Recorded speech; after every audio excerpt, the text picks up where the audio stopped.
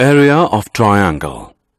In earlier classes, when the base and altitude of triangle is given, then we find its area by using the formula area of triangle is equal to 1 by 2 into base into altitude.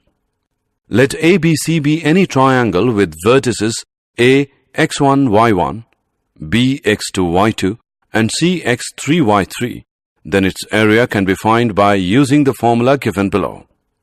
Area of triangle equals 1 by 2 into x1 into y2 minus y3 plus x2 into y3 minus y1 plus x3 into y1 minus y2.